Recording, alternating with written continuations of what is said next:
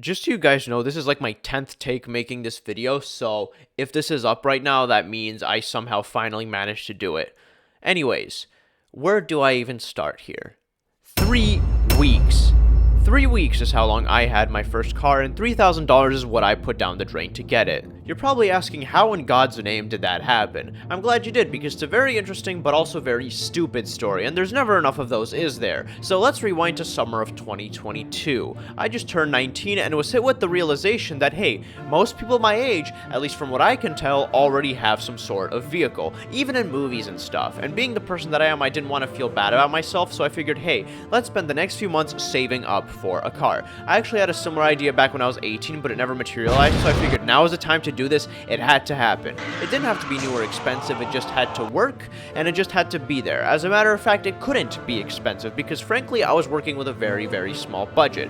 $3, $4, maybe $5,000 if I was lucky, so obviously this meant that dealers were out of the question, and I was limited to the likes of online listings and private sales in general. No, seriously, a dealer literally made fun of me when I said I had a $5,000 budget, so I think you get the idea. Now, I live in a pretty rural area, so if dealerships are bad, private sales are going to be even worse. Craigslist is basically dead in this area, and I did have the idea of buying a car in a large city and having it shipped here, but there would just be too much time and money behind that. Plus, there was this one time where somebody tried to scam me by having me buy a car with prepaid gift cards, so yeah, that whole thing just wasn't gonna work at all. Now, that was basically my 2022 search experience. Come 2023, and I decided to switch to Facebook Marketplace. It wasn't much better, to be honest. Still lots of junk being sold, lots of overpriced stuff, lots of people who ignore my messages even if it's a basic question like, hey, I'm interested in the car, can I come take a look at it? Or they give some weird response. It was pretty annoying to deal with all of that, but we kept digging. Eventually, I came across two seemingly decent cars, a 2004 Pontiac Grand Prix and a 2007 Chevy Malibu. The story with the Malibu is pretty straightforward. I messaged the seller back and forth a couple times. He was sort of slow to respond to stuff, but he said it was a technical issue, so I don't really care that much. However, when I went to actually see the car, that's where things get a little less exciting. For one, the car didn't have plates, so I actually had to come to this guy's house to see it. And this dude lives on a farm in bumfuck nowhere, so you can imagine just how creepy that is. Like, that's some Charles Manson shit. Luckily, everything went smoothly after I arrived, but while the car was okay, I still didn't get it because it did have a few pretty significant problems.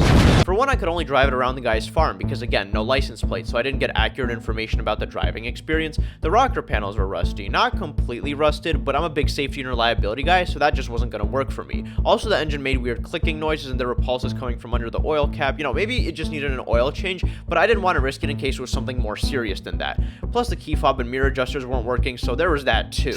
The Pontiac is where it gets more interesting. The guy was a lot more responsive when I messaged him, and he would answer all my questions in great detail, and just, he seemed like a pretty legit dude in general. So then when I met up with him about 2 weeks later, he seemed to be more or less the same way, telling me a bunch of specifics about this car and how it has a super reliable engine, and how this is a very good era of Pontiacs, and how like this particular GM is better than some other GM, and so on and so forth. He also put on this whole Oscar-worthy performance, acting all upset that he had to sell the car, and kept saying, oh my god, dude, I really don't want to get rid of this car, man, it's so nice, and stuff along those lines. Now, keep in mind, this was a 19-year-old car with 240,000 miles on it, but I kind of figured that if it drove 240,000, it'll drive another 240,000, especially if it's maintained well. It's a pretty naive mindset in retrospect, but hey, that's how I was. He did mention that he replaced the alternator and steering rack recently and that he used seafoam to keep the engine running well, so I figured maintenance hasn't been a problem here, and as long as I continue the cycle, everything will be okay. There were a few small things like the rear window motors being broken and the left mirror being kind of loose, plus a broken fog light, but I didn't really care much about those. There were, however, a couple red flags that for whatever reason, I didn't pick up on. First of all, the car's engine shifted around quite a lot when I started it up. I actually have a video right here. It took a bit longer to start up than usual in this case, but those engine mounts, they don't look amazing. I mean, I guess they're not awful, but the seller completely downplayed it and was just like, oh no, it's supposed to be shaky like that because of how powerful it is. And I was just like, okay.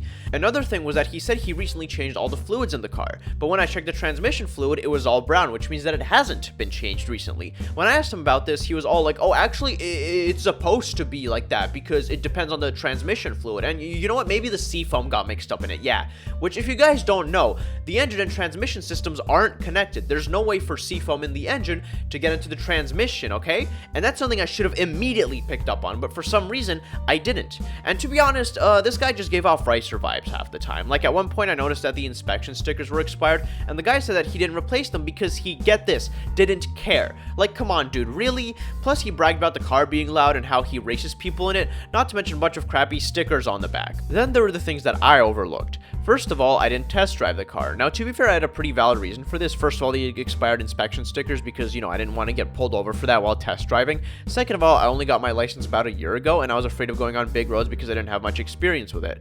There's not much I could have really done about that, but it did put me at a pretty huge disadvantage not to test drive it. I probably could have gotten a friend to test drive it or something, but I didn't think of that at the time. I basically just drove the car a couple feet back and forth, and that was about as much test driving as I did. Second of all, the check engine light was on in the car. The seller said that this was because of a broken brake fluid and knock sensor and that it would only be like $200 to fix. He also said that the broken knock sensor caused the car to go into limp mode, which what he said was basically when the car shifts gears more harshly. Now the brake fluid and knock sensor, those were actual issues with the car, but what he didn't tell me was that there was other stuff causing the light to come on too.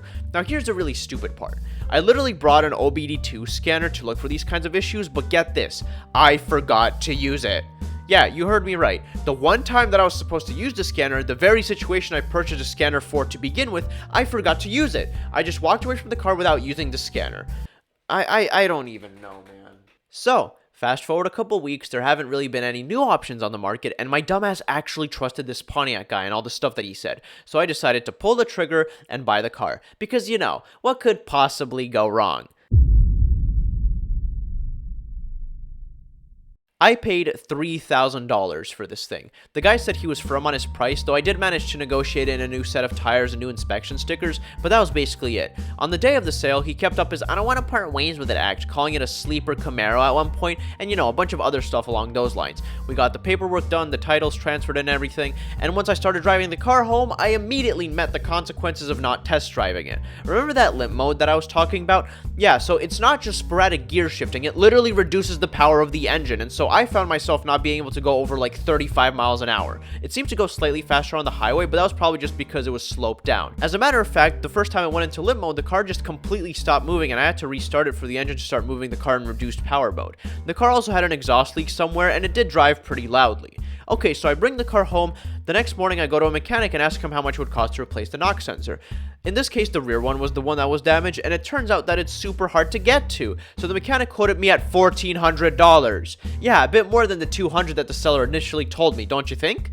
On top of that, the cassette player in the car stopped working that day because I bought a cassette aux adapter, the day before, the day that I actually bought the car, so that I could play audio from my phone. But it worked the day that I bought it, and then never again. I don't know why, maybe the playing mechanism was broken from the old age or something, but whatever. I couldn't even get the adapter out of the player because the eject button was broken. So, another thing that I have to worry about now. Now, I finally decided to plug in my scanner and check for the codes. Yeah, I know, 5000 IQ moved to do it after buying the car and not before. And to absolutely nobody's surprise, the knock sensor wasn't the only thing wrong with the car. One of the codes that stood out to me was a problem with the throttle control system, and after some digging online, I heard there was potentially a problem with the wiring of the engine, so I decided to take it to a mechanic again. Now, the first mechanic was actually a part of a chain, and I heard that they overcharge a lot, so this time, I took it to a local one in case they can give me a cheaper knock sensor quote, plus check the wiring and see if there's anything else wrong with the car. So about an hour after dropping off the car, I get a call from the mechanic and he goes, yeah, so this car, it's gonna need a little more than just a new knock sensor. As it turns out, there were problems with the body control module, the throttle body needed to be investigated because it wasn't the wires above the engine. He actually gave me this whole list of errors that his scanner picked up. Yeah, my scanner only threw these. I'm not sure why mine didn't show all the codes that his got, maybe I just have a cheap crappy one or something, but you know what, even with the few codes that my scanner showed me, it still would have been a pretty strong indicator if I actually used it before buying the car that, hey, maybe I shouldn't actually go for this one. The mechanic then told me that this stuff would have to be fixed by a dealer because he didn't have the resources for it, and didn't even give me a quote for the knock sensor because of all the other higher priority stuff that was wrong with the car. So at this point, I accepted a simple fact. I cannot afford to have this car because dealers always charge out the ass for everything, and if the first mechanic was any sort of reference, I'll be spending like $1,000 to fix every little issue with this car, including those that might arise in the future, and I simply don't have that kind of money. So without much hesitation, I put the car back up on Facebook Marketplace, and about a week later sold it for under $500. I lost over $2,000 in this deal, and it's easily the biggest financial disaster that has ever occurred to me. The guy that bought it for me was actually also a mechanic, and he recently messaged me saying that not only were all of those things that I talked about wrong with the car, but on top of that it's also got a busted cold air intake and basically no oil or transmission fluid. It's funny because the guy that originally sold it to me said that he was going to refill all the fluids before selling it, so that was clearly another lie on top of all the other bullshit that he told me. Sleeper Camaro my ass.